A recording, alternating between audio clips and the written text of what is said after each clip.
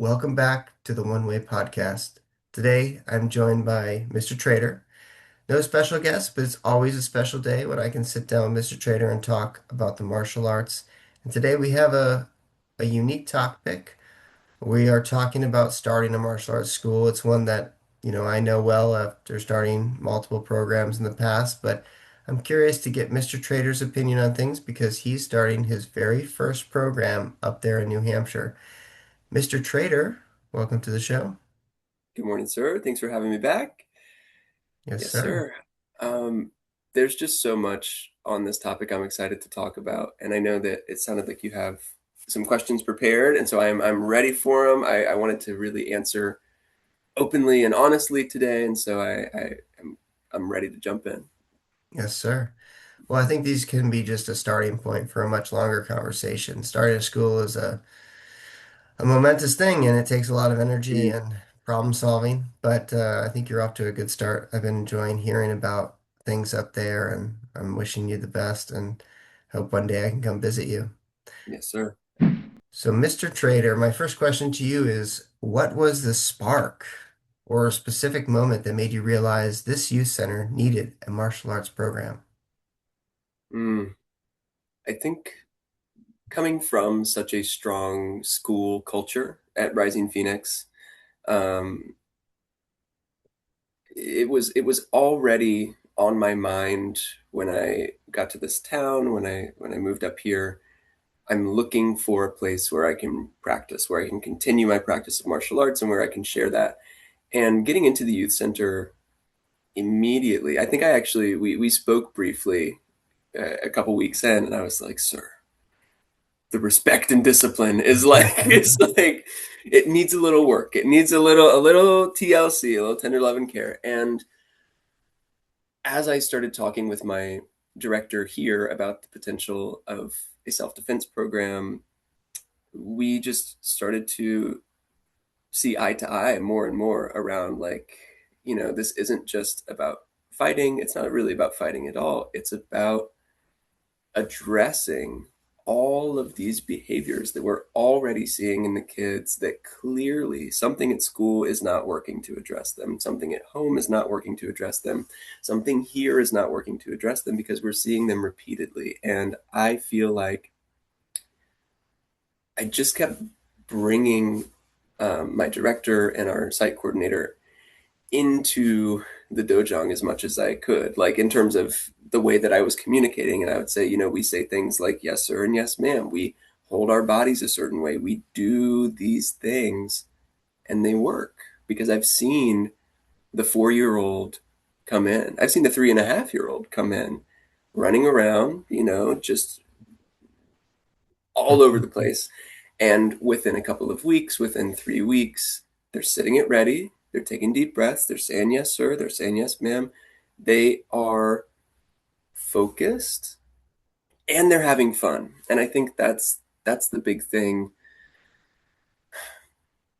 that is maybe an obstacle at the beginning when you're pitching something like this to people who haven't really been in it is like, so you want to start like a high authoritarian, like, like, like get these kids in line and, no room for creativity. And I'm like, no, no, no, no, no, no, no, no. It's not that at all. It's the opposite. Um, so that was the spark. I saw the need. I saw the need and said, I think I can fill this. I think I can maybe bring something to the table here.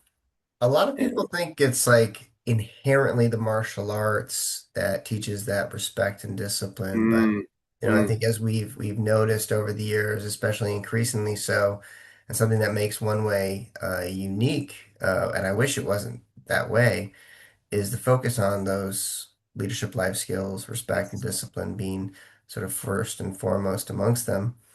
And the way you impart that lesson is very important and it's not often seen in other disciplines and other aspects mm. of life. So I think you're doing a valuable service, and I think that those students are going to really benefit from it.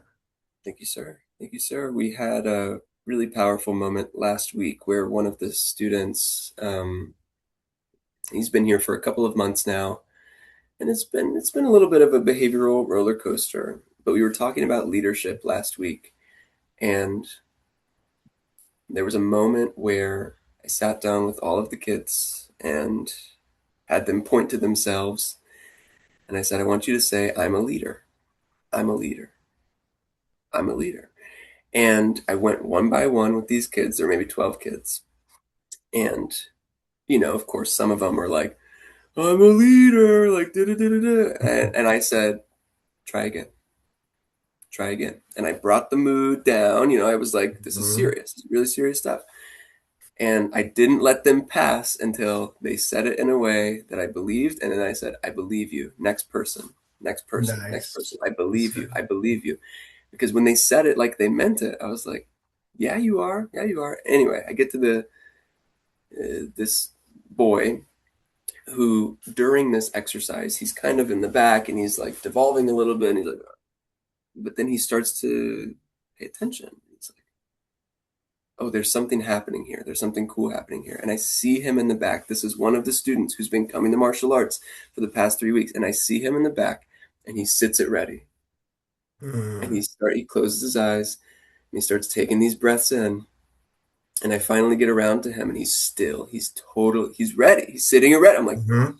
like in my brain, I'm like, and I point to him and I say, "I'm a leader." And he says, "Yes, sir, I'm a leader." And I said, "Has anybody ever called you a leader before?" And he said, "No, sir." And I was like, I was almost in tears. I was Yeah. just like, "You are a leader, man. You are a leader. Like, you can do it. You can do it." Yeah. And that is just to, again, circle back to that spark. Like, all of these kids need somebody in their life to remind them that they're not just a problem. They're not just like, sit down, be quiet, sit down, be quiet, but that they have so much potential. And sitting down and focusing and being still is not a punishment. Like that's something we've been talking about a lot is no, it's not a punishment. I'm inviting you to be present in your life. And trying to get that idea through to a 9-year-old. We're working on it. We're working on it. But they're starting to already, just in the past month or so, make that little change. Yeah. So, That's a beautiful story, and I think it yeah. perfectly encapsulates what sets you and I think all the one-way practitioners apart from Mm, some of the other instructors out there. For me, teaching is it's a gift, it's a responsibility, mm, it's a joy, it's an opportunity. And I think everything you were just sort of discussing was beautiful in sort of articulating that this is a service. You're yes. serving other people and you're really trying to build them up and make them better. And one thing that I encountered a lot in the martial arts world over the years is, you kind of started out saying, well, some people might misunderstand this and think I'm being authoritative and this is all about Mhm, me mhm, and, getting power and you got to bow to me and submit to me. And I do think for some people that is why they seek leadership, and they seek to be a teacher because they want to be in a position of power where they mm. can preach down to people. And that's the wrong reason to take up that mantle. And I'm always very careful to not promote those people into positions of power because that's the wrong way. That's the wrong reason to be teaching. You should want to be a teacher because you enjoy lighting that spark in the next generation. Yes, sir. Yes, sir. So, how did you determine which style or curriculum Oh, yes. would fit your demographic the best? Well, I'm fortunate to be part of a discipline that, I mean, just opens the doors to um, all the styles, all of the things we could want to study. And so being a one way practitioner, there was no doubt, like, oh yeah, we're doing one way here. And then it was a matter of like, oh, if we're doing one way here, it's a very similar situation that we had at Rising Phoenix, where you have said so many times, like, you kind of have to be a generalist right now because it's like, well, here's the 10 pathways, and they all have so much to teach. And so I've been really leaning into the pathway system and Hmm. saying, like, we're focusing on striking and grappling. But as I'm watching the kids throughout the day and getting ready for class, because I'm with them, this is maybe an interesting side note. It's been really interesting navigating being with the students during our regular programming time at the youth center and knowing that in 2 hours, martial arts time begins, right? And walking that line with them and saying, like, just because we're not in class right now doesn't mean I'm not Mr. Trader right now. Like, there's kind of a fun thing going on here where, like, I am watching you now, even though we're outside of class. And when class comes, we're going to talk about what you're doing right now. Like, we're going to talk about you talking back to, Miss So and so. We're going to talk to you or talk about you putting your hands on that person. Like, I'm not like turning off my eyeballs, we're still in it. But to come back to the pathways, right? I actually want to talk to you about this because we've talked about this a little bit, and I've kind of just been dipping toes in. But I know in terms of rank and like how we have set the pathway system out in front of us, Hmm. there is there's a rank at which I'm like qualified to be teaching that pathway. Hmm. Is that correct? Yes, sir. Absolutely. Okay. So I kind of say that treading lightly because it's more like I'm not like, all right, this is theory class, even though I haven't really been to many theory classes. It's more like, hey guys, I want to talk to you about something interesting in the martial arts.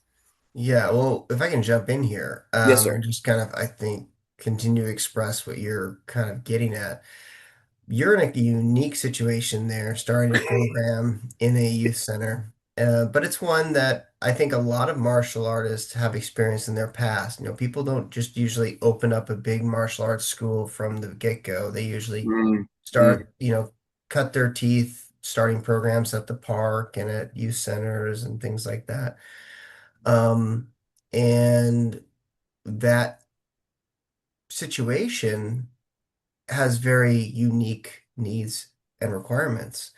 And a discipline like One Way gives you so much flexibility that it allows you to talk about pretty much anything you want to talk about. Now, you might not be fully certified in all the pathways that you're interested in and the pathways that you think the students might benefit from, but you are certainly, um, you know, it's totally fine for you to talk about those things. If you not very certified in, meditation, but you feel like that what this class needs right now is some breathing exercises because they are getting way too whipped up. Of course, tell them to cross their mm, legs and close their eyes and try to, clear their mind. And that's one of the beautiful things about One Way is we don't have to feel so locked in like, well, this is jujitsu. mm, We don't mm, meditate. We do only grappling skills and they have to be like fight applicable skills or they're not going to be important. So, let's say, what that kid needs. You were telling me about this kid who's just discovering that he's a leader. Maybe the culmination of that is, hey, come up here. I got a board. Let's break it. Once you break this board, you're going to feel like a leader. Well, if that was a jiu-jitsu school or a judo school or maybe a hapkido school or a school that focuses on grappling, they wouldn't feel comfortable breaking a board in front of those kids. mm. But in One Way, because all ways are one way, yeah, why not? I mean, it's a Listen, tremendously listen. powerful experience. Let them have that. And that adaptability is one of the things that has helped us grow. as a school. We do a lot of very serious grappling skills at our in our program, but we also do striking and we also do demonstration. And so when we go to the festival, I look across the way and I see some of these jiu-jitsu schools in the area, and they're kind of twiddling their fingers trying to figure out how are they going to capture this audience. Meanwhile, I had the kid come up and say, "Would you like to break a board? Would you like to learn how to break a board?" And when they Mm-hmm. break that board, they get so excited because trust me, hitting something and smashing it into pieces is a very thrilling experience. And they immediately want to come in and give it a try. And so because of our flexibility, we can leverage that to create the best experience for every individual student. To speak directly off of that, I appreciate you giving me, I've been thinking about that a lot and thinking about journal entries and thinking about because I'm also still a student, right? And I'm Mhm. still learning and I'm still progressing and I'm still so everything that I'm out there teaching and imparting. I mean, I think this is part of us maybe being kindred spirits. It's like every single day I'm like, oh, I could have done that better. I could have done that better. Like, wait a Mhm. minute. Next time I go to teach palm strike, let me work on that for like 20 minutes before class and really think about Mhm. like what all the little bits and pieces. And it has been such a fun challenge and opportunity to have choice, in Mhm. like, yeah, we could just do a lot of things today. And then to say, okay, well, we have 45 minutes. We have these students here today. We just went outside for 2 hours, like, and factoring Mhm. all these things in. So some days I'll make a plan at the beginning of the day. And then 15 minutes before class, I'm like, this is not what we need today. And that I feel I learned so much about working at Rising Phoenix. And, we had the Mhm. card system, but then there was always the rule. And it was like, if it's time to change the card for the class, do what the class needs, do what the Mhm. class needs, do what the class needs.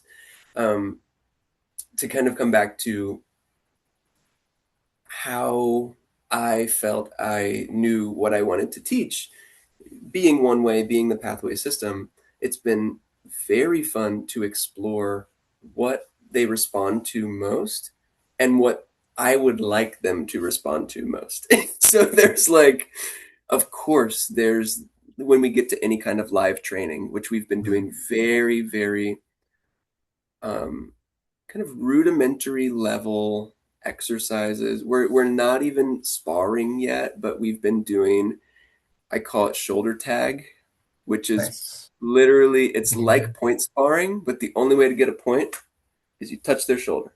I Mhm. say if you touch them in the face, you lose. If you touch them anywhere else, you lose, right? And so to see how much fun they've been having with just Mhm. like popping around and like oh my god, and they giggle and they laugh and they're like oh my god, and they say things like he's so fast or she has longer arms or these things, and I'm like Mhm. yeah, you're starting to get into your body a little bit. He is fast and she does have long reach, you better get out of the way. And then maybe Mhm. we're working on footwork the next day, or we're working on covering and blocking and these things. But one of the most successful things right now, a couple of weeks ago, I had the notion because I have a very competitive group of students right now, like hyper competitive. They Mhm. all, every single time I go out there, they are competing against me. And like I said, we were talking a little bit before this, and I was like, guys, I literally wrote like, I am not your enemy on the board. And I wrote that and they're still looking at me like, this is a trick, isn't it? I'm like, no, it is not. It really is not. We're a team. We're a team. We got to learn to work as a team. And so I said, Okay. I think this hyper competitive group needs to compete. So let's Mhm. let them compete a little bit. And so I've Mhm. been doing what I'm calling the weekly tournament series. And Nice. this will be week 3 of the weekly tournaments. And here's the secret sauce. I make up the events day of. And so and so the first weekly tournament, I was like, guys, we're having a big competition tonight. Make sure you're there. Make sure you come to class because we're doing That's pretty competition, cool. and they're like, "Oh, we're so excited!" And so they show up. They're like, "All right, like, oh, we're ready to go. Like, are we doing that shoulder tag game?" I say, "First event, sitting still." And they were like, one of the kids literally, he was like, "Oh my god!" Like he was like, he can't do it. He was like, "No, no, no." But I will say, I said, I'm gonna set a timer for 3 minutes. 3 minutes. That's a long time to sit still for a kid who can't sit still. I'm gonna set a timer for 3 minutes. And this kid in particular is like, oh, he's like, oh my, like, okay, like I really got it. The term that he used is a term that a lot of the youth are using right now. He said, "I'm cooked," which means like Yeah. I'm dead. I'm a goner, right? And so I said, we're sitting still, and he goes, "I'm cooked," and I was like, "You can do it. You can do it." I start the timer, 3 minutes, and all of them freeze perfectly. Perfect. It's like the most perfect sitting still I've ever seen any of them do. And I'm like, this was the right decision. Like, this was it. Because now, after 3 minutes, of course, there's some fidgeting, but they're sitting it ready. And we rank them. And I say, okay, first place, sitting still. This one right here. Second place, you. Third place, you. Mm. Third place needs to work on it the most. But after that happened, I went out and I talked to his mother. And I said, "Hey, you're never going to believe what, your son did today. He sat still for 3 minutes, didn't move at all." And she was like, "You're lying." Like I don't believe you, because he never sits still. He's never sat still in his life. And I said, he did it. And now I get to hold him accountable for sitting still because I've seen him sit still.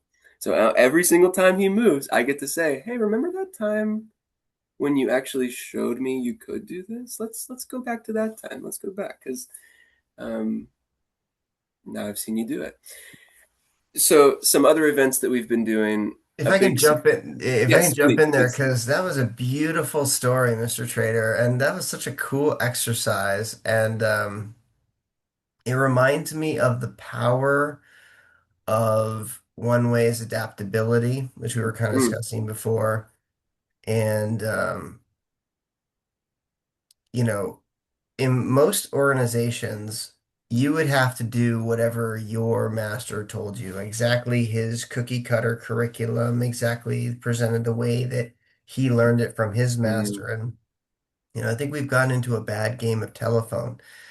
And because of that, one has a different approach. Every instructor can teach whatever they want to teach, however they want to teach it.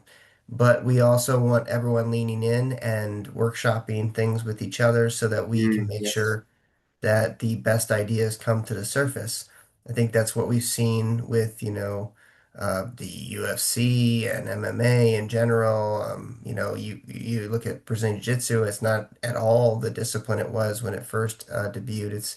It's grown a lot with wrestling skills and judo skills, and that's coming from this idea of just keep an open mind and workshop things and see what works. And as you were, discussing your idea about, the weekly tournament. I'm like, man, why didn't I think of that? That's a great It's- idea. And the way it manifested, I was like, dang, that's a really powerful um, concept.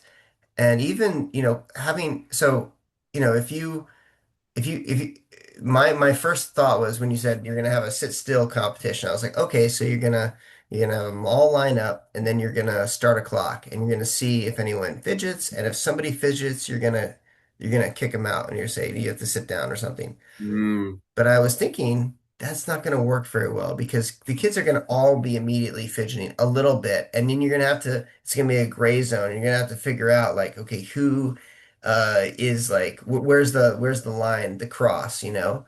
But the way you did it, where it's 3 minutes and you just kind of generally watch them and then make a decision about who's the best, that's great. And I never thought to do that. So, hats off to you on that. And it's exactly why it's so important that all of our members pursue their own creative vision Mm, because if they're mm. too confined, they won't be able to contribute to the arts development. And that doesn't mean that we're going to let, people just go off and, give ranks to people willy-nilly and Yes, whatnot. yeah, I mean, we yes. have very strong ranking standards, but, amongst our master instructors and instructors, having them be able to have that creative flexibility is very important for progress. So anyway, great idea. To Um, speak to that for a moment, I've been really, really invested lately in this musician who I've just really grown to love. And he does these master classes and shares all this information about musical harmony. And something that he comes back to pretty often, coming from a classical music background and then pushing into a more modern, maybe abstract, improvised kind of style. mhm, He says all the time, he's like, people come to me and they ask me like how to be creative, and I think people have a misnomer around creativity, and it is that you must create something perfectly new, perfectly unique, like uninfluenced by anything else. And he's like, if that's your goal, you're gonna like it's gonna be a horrible life for you. And he talks about how for him creativity is taking two things that exist and combining them in interesting ways. And so just to give credit where credit is due, absolutely. What inspired my weekly tournament idea was how we used to do occasional tournaments in the demonstration class. And mhm. I thought, man, they just loved that. I loved being part of that. And it was like, oh, okay, it's tournament day. And it was fun. It was so fun because, yes, it was high stakes, but it was also always like, I'm here with my buddies. I'm here with my friends. I'm here with my peers and my classmates. And nobody's going to go home like really hurt from today. This is just another step toward going out onto the bigger stage. And in terms of the sitting still, engaging, all of that I picked up from the way that we ran the one way tournament. Mhm. In terms of like the point system not really being a point system, but like where you're looking for the quality, like it was a really interesting mental exercise to do. And I actually had two fellow judges with me. I invited Miss Abby and Miss Haley to sit next to me because they were like unbiased observers, and I said, I want you to just watch all of them. And at the end, we're going to do basically corner judges. I said, you're going to tell me who you think won. You're going to tell me who you think won. And if it's a tie, I'm going to decide. And it worked. It just worked great. And to boil it down to something so simple where it's like, my friend Miss Abby has never been a judge at a tournament like this before, but she has an opinion. Mhm. And she was able to say, yeah, this kid sat pretty still. I was like, "Oh, yeah, I agree. I agree." Um, it is really just that unity, that coming together of like, this is for everyone. This is for Mhm. everyone. And everyone can benefit from it. Whether you're in it, punching, kicking, rolling, break falling, all of this, or whether you're on the sidelines, like open up your eyes and open up to what we're doing here because it's very fun.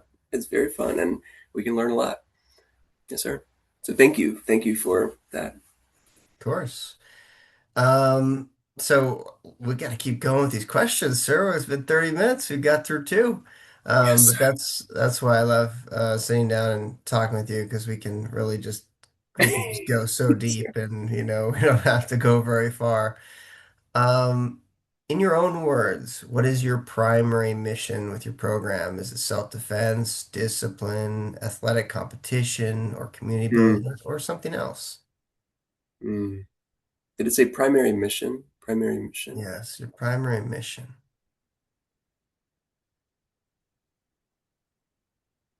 I mean, I think it kind of goes back to the whole spark thing, where Mm.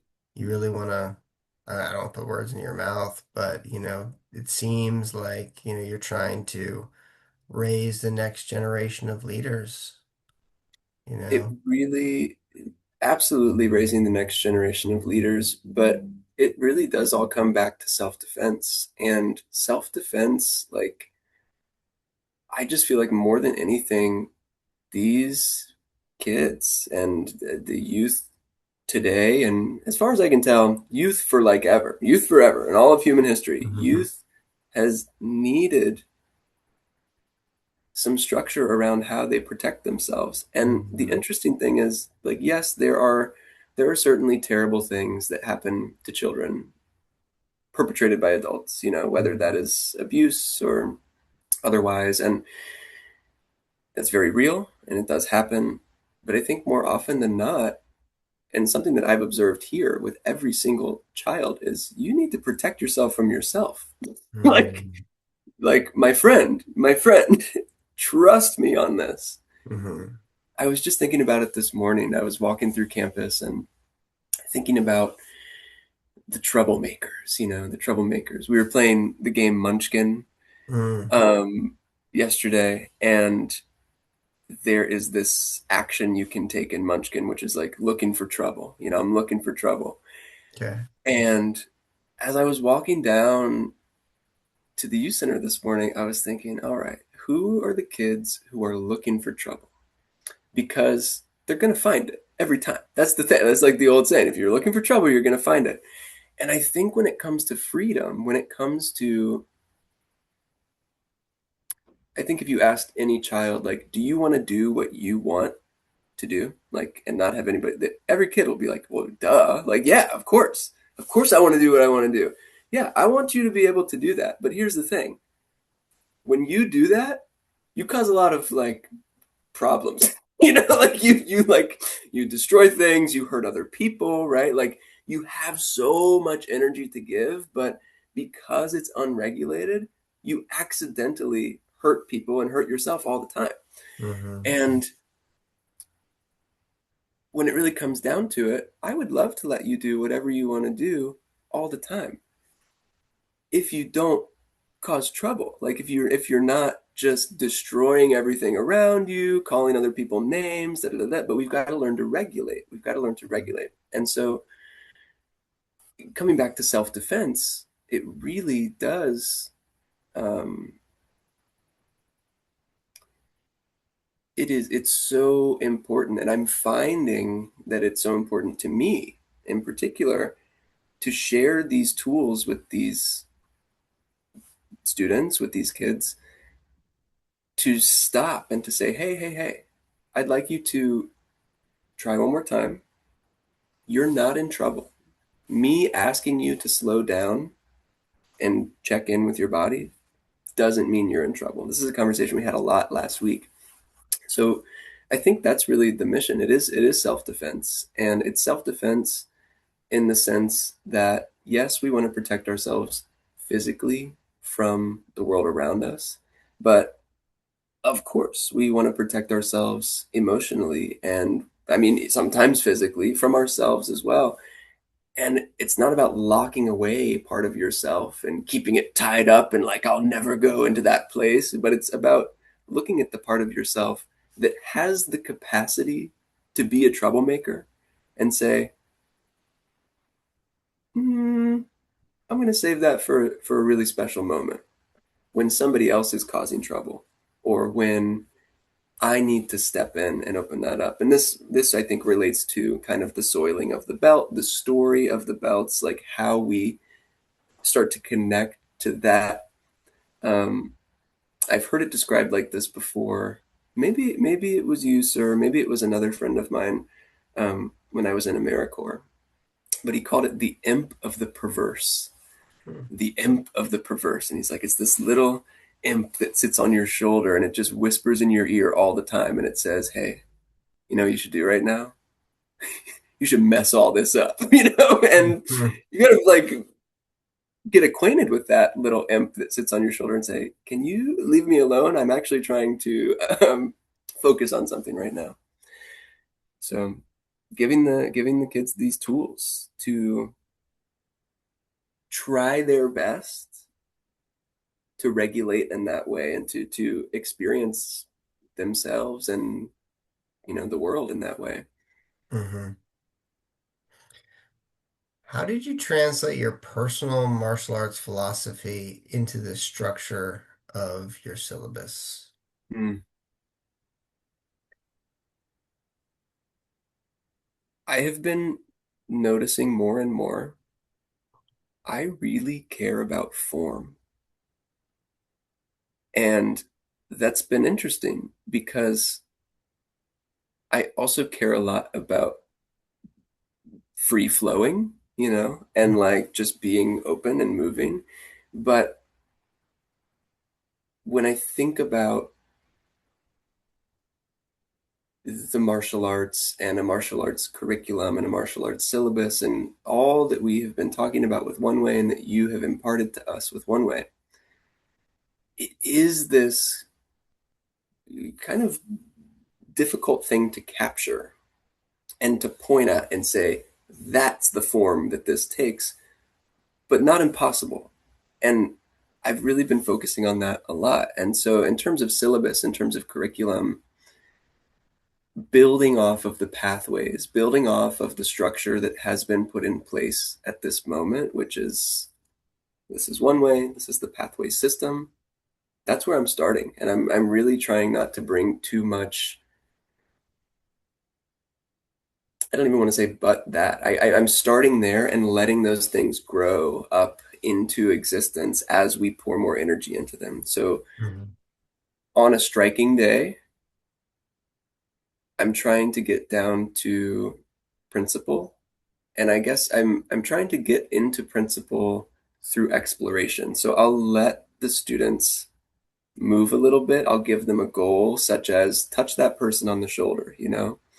And through that observation, I can say, wow, we really need to work on distancing today. We really need to work on blocking. You guys, your arms are down the entire time. You have no concept of like your shield that you can build around you. Or, hey guys, you just went for about 60 seconds and nobody moved their arms. Like that's striking. So let's talk about taking part of your body and putting it in a position where you would like it to be. Um, and going through really just starting with striking and grappling now and feeling out like, you know, what do you guys know about grabbing onto somebody? And every time, of course, they're like, we know everything about that. I'm like, all right, well, that's not helpful for anybody. So let me give you some specific examples. And we'll do grip fighting. We've been working wrist grab defenses. We've been working, um, I, what do you call the game where you stand both feet flat, Mhm. hand to hand, and it's the pushing game. Yeah, The push first hands. pushing. Yeah. What was it again? Like push hands. Yes, push hands. Yes. Um, we've been doing that one to get them acquainted with like how do you actually move somebody's Mhm. body without resorting to just like brute force. Um, but I think that is kind of where I'm at with curriculum. It is kind of open, but there is a form around it, and the form is to lean into each Huh. of these pathways and see kind of what we can find there. Yeah, it sounds like you're kind of leaving it open and giving them what they're looking for, and you have some unique demands that are being put on your program. Um, what is the very first physical step you took to turn this from an idea into a reality? Demonstration. I Mhm. Before I did anything with the youth, I was able to have a conversation with my director and with my site coordinator, Miss Abby and Miss Haley. And I said, you guys aren't going to be able to know what I'm talking about unless I can start showing you. And so there are going to be these times where, like, I'm going to be doing the thing, like, I'm going to be instructing in the way that I was taught to instruct. And you might hear me, say, like, sit down, stand up, these kind of things just throughout the day. So before we were even doing martial arts class, just here at the youth center, I would Mhm. just go into instructor mode. And every time I did, my director and site coordinator, they would say, hey, that thing that you did worked really well today. And I would say, that thing that I did today was martial arts instruction. It's what I learned how to do. Like, so through demonstration, one of the pathways, very important Mhm. pathway, I was able to show just the social emotional side of it. I wasn't obviously I wasn't getting physical with the kids. I wasn't like, and Mhm. being like physically aggressive or demanding at all. But we did a little bit of conversation around self defense in general. And I was able to talk with them about, kind of risk grabs and this kind of thing so that they were able to start to open up into the idea that, like, oh, okay, this might be different than I anticipated.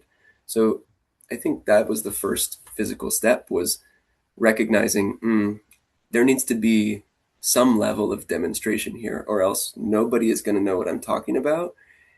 And talk about responsibility, because then it was like, wow, every single thing I do is now demonstration of the discipline. And that was, I think I had already started to take that leap, especially as I moved up here. But now it's like, when I wear this jacket, when I wear the medallion, I'm like, Mhm. oh yeah, yeah, this is what it is. I have to represent. I have to be an ambassador. And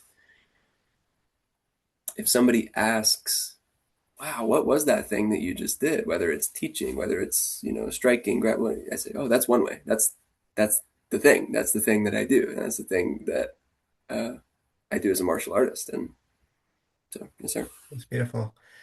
Um, all right, now you've told me that your youth center is really special place and has so much going for it, but you've also kind of confided in me that it's not particularly well endowed Sure. financially. Yes, sir. And so, what were some of your biggest hurdles in securing space and equipment at your youth center? So this is one of the things I'm most grateful for, and also what I am anticipating to be probably the largest hurdle going forward, or at least part of the largest obstacle going forward. So the youth center is a nonprofit organization, which means all of the funding, all of the funding comes from donations. It comes from grants, which are basically donations that you apply for, and it comes from community donations. And we are not federally or state funded at all. And so Miss Haley, she just got our Grant Goddess Award last week because she is applying for so many grants all the time Mm, to keep this place up and running and afloat. And the facility itself, very simply, we've got the main room, we've got the rec room, and I would have loved to start in the rec room, but with licensing right now, the rec room is too cold. And I said, okay, well, I guess we're doing it in the main room. And so we have just been pushing the couches back and creating a space that's maybe, I don't know, maybe like 25 by 25 feet, kind of a mm. square. And it's a very small space, but it works because we've got kind of a small crew with us right now in terms of our students. And again, they don't know anything, they don't know any better, right? And so I say, Mhm. hey, this is a training space. They say, yes, sir. And I say, great.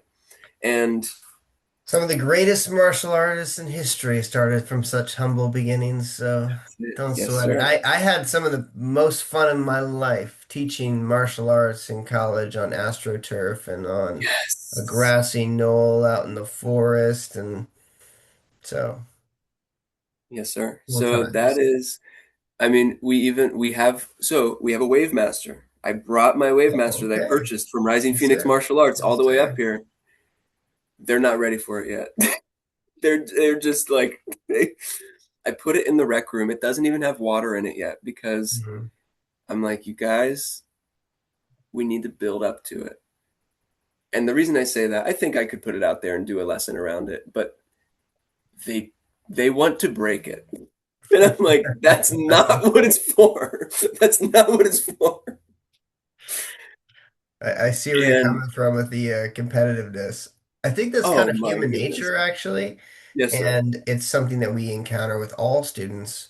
But once you get your program kind of up and running, like kind of where we're at with Rising Phoenix, there's such a strong wet blanket that gets kind of squashed pretty early on. Yes, sir. But when you're first putting together your program, you have to make some very important decisions on how it's being Mm, put together.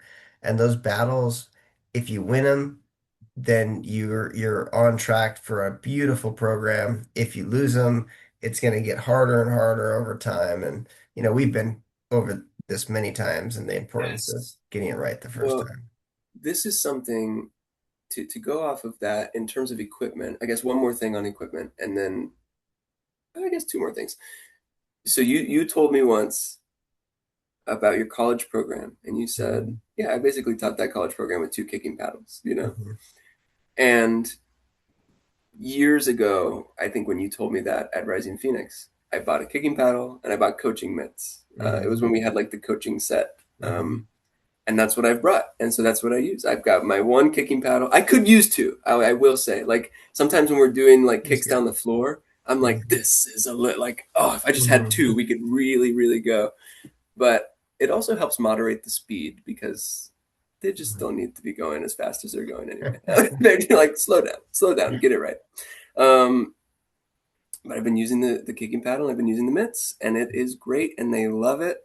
And it kind of feels like they all know that the Wave Master is there, and they all know that I have said like, you guys aren't ready for it yet, and so it's like, like one day we'll be able to use the Wave Master, man, yeah. And then I think about the students at Rising Phoenix who like day one they've got their four Wave Masters, and I'm like, like it really has been such a gratitude practice for me because yeah, if I didn't have my paddles, I'd be like, kick my hand, like like Mhm. just kick my hand, like we're gonna have to work with each other. And so to really look at that paddle, and this is something that you've said so many times, like maybe we take for granted sometimes the development of martial arts training equipment over the past 100 years or over the Mhm. past, however long. And Mhm. we talked about the Hogu, we talked about all the sparring gear, talked about all like Mhm. every piece of equipment has come from somebody saying, I wish I had another Wow. kicking paddle. Or ow, yes, or ow. Um, one of the big things that I feel like I have been missing and that I want to talk to you more about soon is uniforms. Mhm. Uniforms. Because the youth are coming now just in their daily clothes, something they can move around in, and they like yearn for the uniform. They're like, oh my gosh, like when are we gonna get belts? Mhm. And so I've been doing these subtle things in class where I already know kind of who's higher and lower rank, even though they're all white belts right now. They don't even have belts, but I'm watching and I'm like, you are behaving like the senior rank. You are behaving like you still need a little bit of work. And so when we line up, I say, you go in front, you go behind, you go behind. And they ask me questions and they say, like, well, why, she was in front last time. And I go, yeah, she's going to stay in front, and they're like, why? Why is this the case? And I'm like, you'll find out soon enough. You'll find out.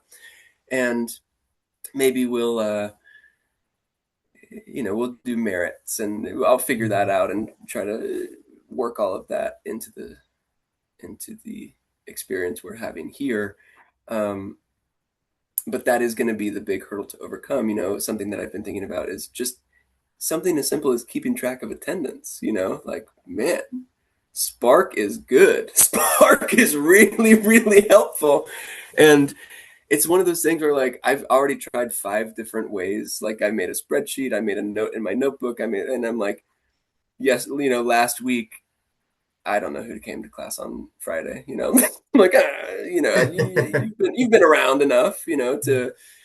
to be at the front of the line, but I want to get more deliberate on that because I'm so inspired by Mr. Morris Corbin's story Mhm. and how like you have his name written down as that first student who signed up, and I want to be able Mhm. to provide that experience to some of these students as Hmm. well and say like, no, you were here at the beginning and we have Hmm. record of it, and it's important because when you're 16 years old, when you're Hmm. 17 years old, when you're 27, 30, like it's Hmm. gonna be so cool to look back and see that little checkbox next to Hmm. your name and say, man, yeah, Yeah. I was there. Mm, Yes, yes, sir. sir. Well, we're getting low on time, so I want to get through a couple more questions before we Yes, have sir. to adjourn. But, as I'm just listening to your story of your program, from probably all of our viewers' perspective, well, I don't know how it's hitting them, but I could imagine they say like, wow, this is pretty humble program, and just its very beginning stages. But it's from those kind of programs that the greatest programs out there sprung. And Mm, when I look back at my own career, the some of the greatest times of my life were just standing in front of those couple students with those kicking paddles way back in the day.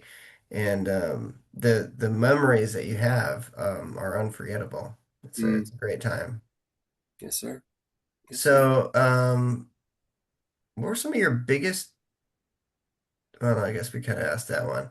How did you approach the marketing of the program to kids who might have never stepped on a mat before? I mean, you're dealing with people that aren't really coming looking for martial arts training at first, and they're coming to that youth center and they're, going there principally for those reasons, but then you're, trying to compel them to do martial arts. So that's kind of a unique position to be in. So Mm, how is mm. your marketing for that? I mean, that seems like a kind of a unique challenge. Something I learned at Rising Phoenix was just the power of word of mouth and how, with something as intimate as the martial arts, it really, really does seem to boil down to trust. Mm, And like, one person saying something disparaging about a program, you'll never go ever. Oh, this person said one bad thing about my program. That's all it took. And so just knowing that and getting ahead of the curve, or trying to at least. And I made a flyer, and it said self-defense at PYC, and it had this cool tree, and I tried to incorporate all the elements of the story of the belts because it's all subtle. It's like, I'm an artist. I like the subtle touches. cool. Was it like the Cobra Kai flyer that Johnny Lawrence put together and put on all the ta toilet seats and stuff? That it probably looked a little different. Um, Uh, I still need to get back into that and finish that show. Um, I feel like I'm a little off the hook now. I still haven't watched any of it since we stopped watching it in leadership, like yes. 4 years ago. I still need to finish it myself. It's like, I have so many students coming in saying, "Oh, I love, Cobra Kai, and that's why I want to do martial arts." And I'm like, "Yeah, I love Cobra Kai too. I don't know why I haven't finished it." So, Yes, sir. Yes, sir. That'd be a good thing to do maybe this month. But I made a flyer, just imagery, and saying this is when it's happening. mhm. I went all in and said Monday through Friday, we're doing it every night. I'm not gonna like trickle in. Like I want to be doing this, and so I'm gonna make sure I'm doing it as often as possible. And then I made an FAQ page on the back, frequently asked questions, and it was just like, what's martial arts? What's one way? What are pathways? And there's I maybe 10 questions and filled them out, and I left it on the front desk, and then every parent that came to pick it up, we were all like, hey, this is starting next week. All you have to do is show up 45 minutes later. We'll take care of the rest. Like if you pick your child up at 5:30, we ask that you pick them up at 6:30 if you want them to stay. And it was very seamless because they had already been registered, because I'm basically offering it as an additional program through the youth center. Um, and so the transition was fairly seamless. And so all of the kids who were like, I want to stay, it was just me saying, great, go sit over there. And that was kind of the initial phase. And I feel like we're starting to get into a secondary phase here, which is those kids have been coming for about a month, and their behaviors are changing already. And I'm having conversations with the parents already where they're like, hey, I noticed this, this, and this. And I say, keep them coming to class, keep them coming to class, keep them coming to class. So certainly a slow burn approach. I think I want to just build up that core group and really try to develop these students who are naturally demonstrating maybe the benefits of the program and see how that grows from there. I think going out soon and talking to some other school owners and just telling them a little bit about the larger implications of what's happening up here, will certainly contribute. But I don't want to. I don't know. I'm really trying to approach it non-combatively, non-threateningly. Like, Hmm. this is something I'm offering here. If you're interested in having your child be part of that, please bring them. And you'll see. You'll see. I mean, Hmm. it works, and I've seen it work, and I um, would just like to share that. So, Yeah, sir, the proof is in the pudding, and they're gonna see it because you're a fantastic instructor. thank you, sir. Um, I think we gonna have to wrap it up here. I know we both have to go here pretty soon, but it's been good touching base about your school, and I'm really Thank you, sir. excited to see it grow. And I'm sure we'll be circling back to this topic sometime in the future, and talking to other martial arts school owners about their experiences on the topic as well. Yes, sir. There's so many ways to start and develop a program, and they present unique challenges. So I'm glad that we got the opportunity to talk to you about starting a program at a youth center, one that is so nobly inspired to do it nonprofit. And Mm. I'm wishing you the best of luck with everything. Thank you, sir. Thank you, sir. I really do feel so supported by you and just the whole organization. Being able to go on to that one-way group and say, thank you all for Mm. being part of this and lifting me up and allowing me to try, and uh, I really do strongly believe that. I mean, the kids already are like, so when are we going to meet Grandmaster Olds? I'm like, oh, just you wait. He's going to come here and he's going to tear us all apart because you're not standing still. And I say, stand at attention. And I sit there, okay, okay, okay. Um, but it's going to be great. It's going to be great. They're on board. They already love it. And I think that's just going to keep growing. So thank you, sir. Yes, sir. All right, till next time, guys. Let's keep training hard. Yes, sir. If you enjoyed that podcast, please consider liking and subscribing to our YouTube channel, as well as hitting the notification bell.